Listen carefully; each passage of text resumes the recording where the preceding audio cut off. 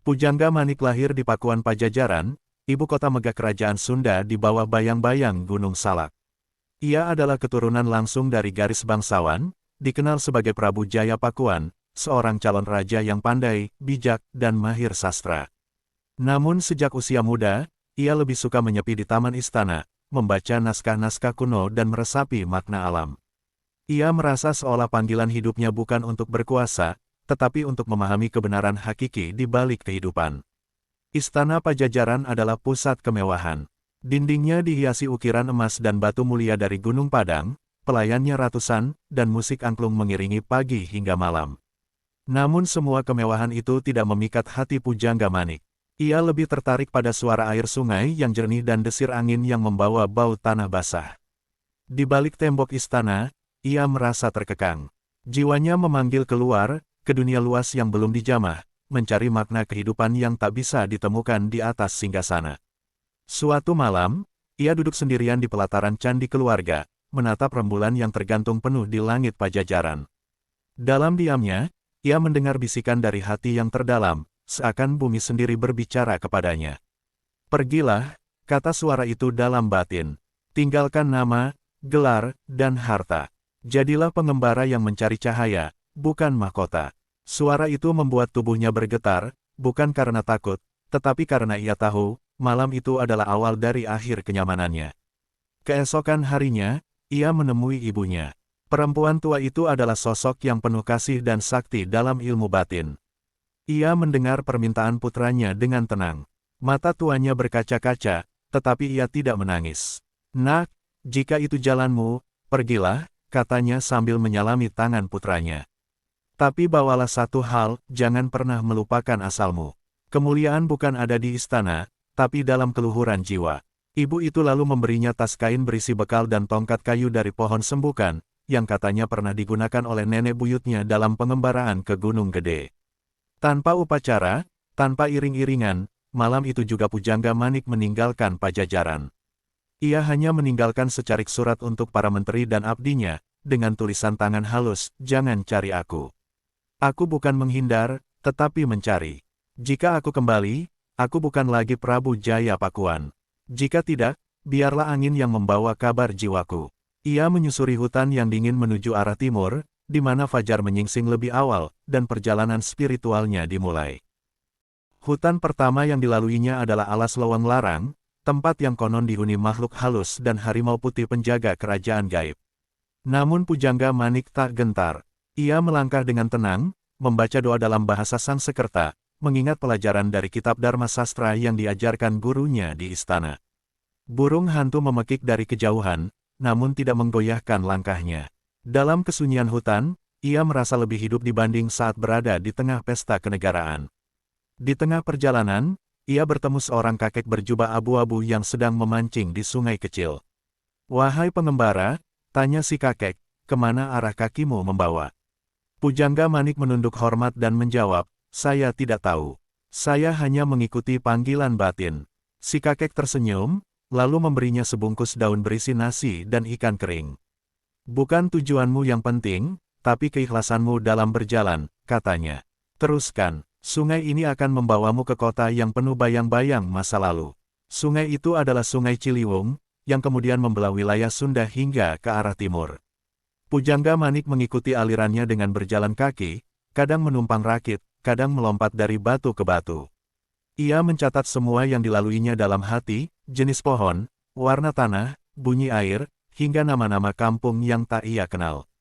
Ia sadar, perjalanannya bukan hanya fisik, tetapi juga perjalanan mencatat kebudayaan yang kelak akan hilang jika tak diwariskan. Setelah beberapa hari, ia tiba di sebuah desa kecil bernama Kalapa, kelak dikenal sebagai Sunda Kalapa. Di sana, orang-orang menyambutnya sebagai tamu. Ia tidak menyebut dirinya bangsawan, hanya mengatakan dirinya, Ameng Layaran, yang artinya si pengembara laut. Ia mulai menulis puisi-puisi pendek tentang kerinduan, tentang tanah kelahiran, dan tentang perjumpaan. Puisi-puisinya didendangkan oleh anak-anak desa dan ditulis di daun lontar oleh pendeta lokal. Namun meski desa itu ramah, ia tidak tinggal lama.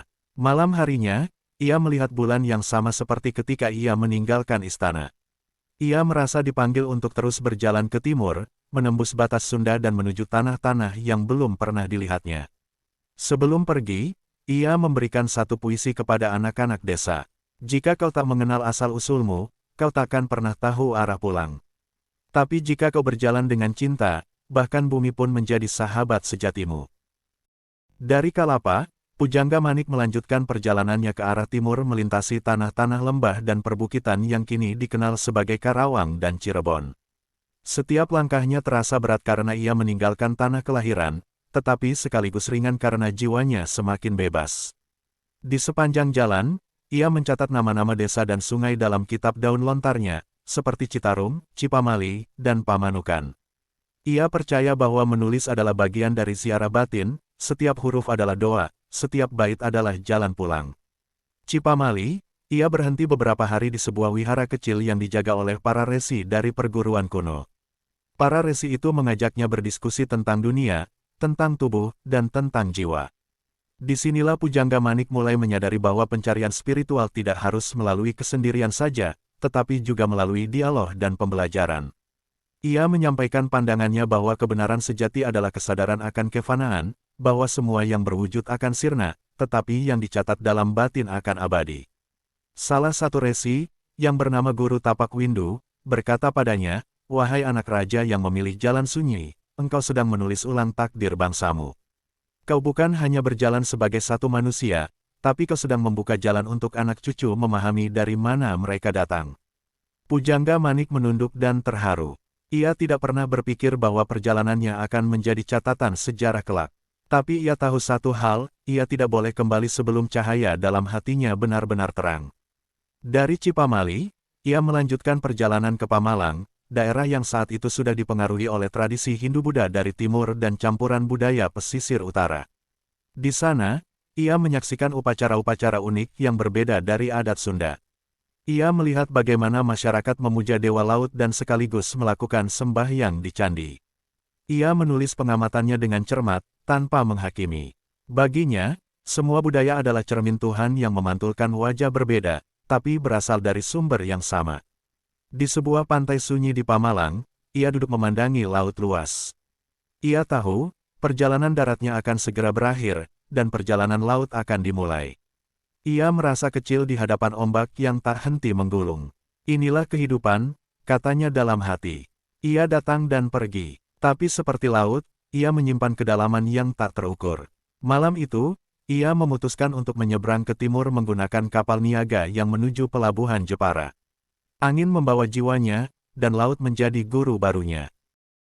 Kapal yang ditumpangi Pujangga Manik adalah perahu layar kayu milik saudagar dari Jepara, bernama Arya Natasena.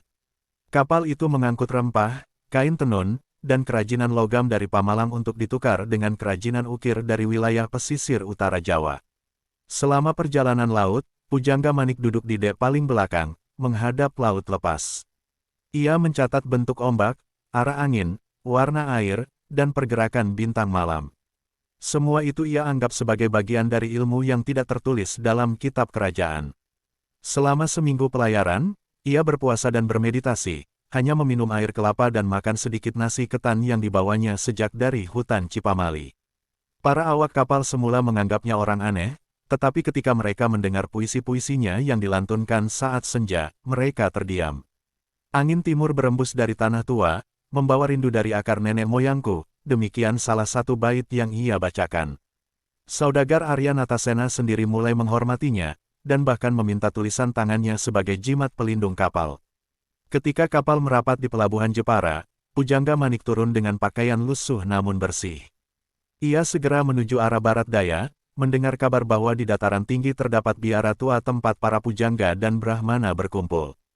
Ia mendaki bukit-bukit Jepara menuju lereng Muria, tempat sunyi yang dikelilingi kabut dan nyanyian burung hutan. Di sana ia menemukan sebuah pondok kecil yang ditinggali oleh seorang pendeta sepuh bernama Empu Kendaga. Empu Kendaga adalah ahli lontar dan penghafal Wiracarita Ramayana. Selama beberapa hari, ia dan Pujangga Manik berbagi cerita tentang asal-usul manusia, peran bahasa, dan makna ketundukan pada takdir.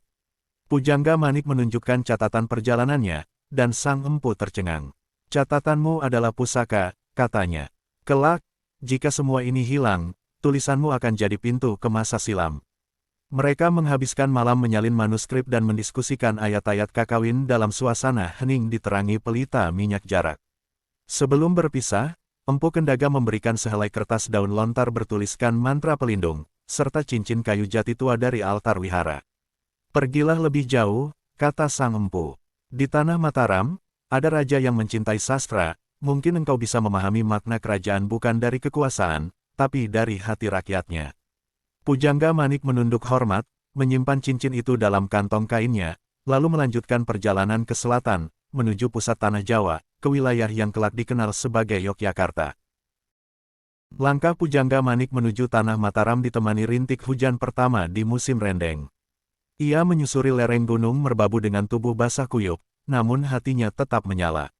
Di desa-desa sekitar Salatiga, ia melihat peninggalan candi-candi kecil yang telah ditelan semak.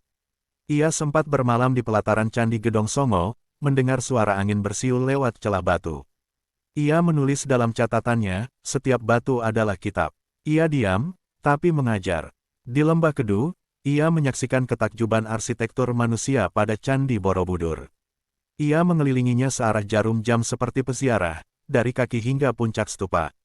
Ia membaca relief satu persatu, mencoba memahami bahasa tubuh dan bayangan tokoh-tokoh di dinding batu itu.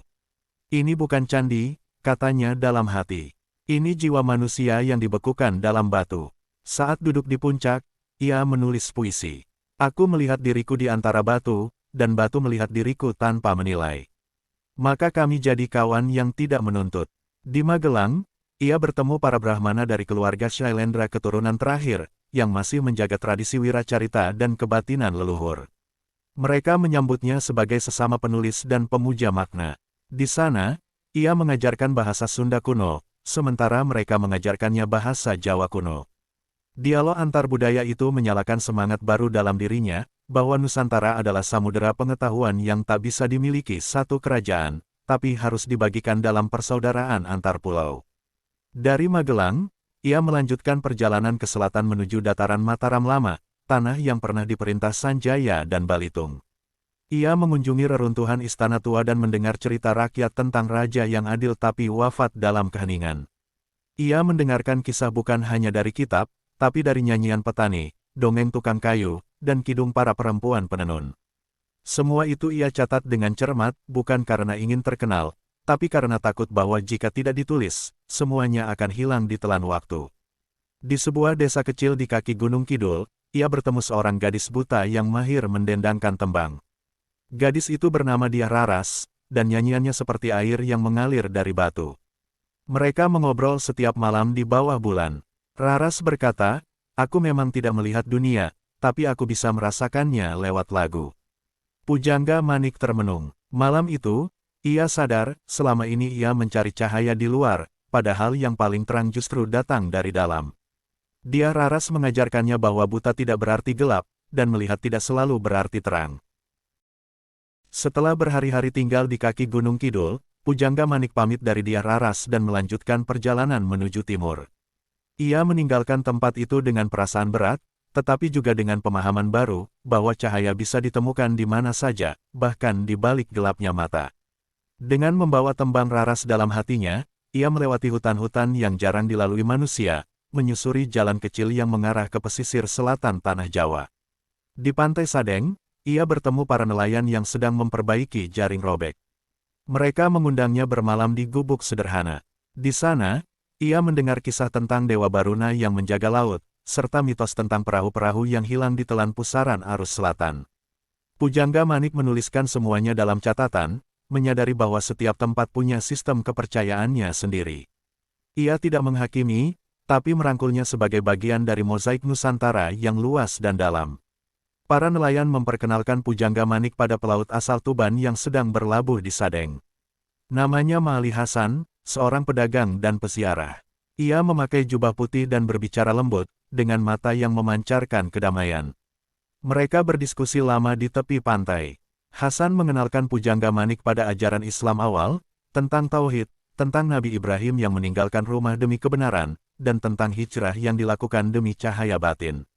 Pujangga Manik mendengarkan, tidak menolak, tidak menerima, tapi mencatat dan merenung.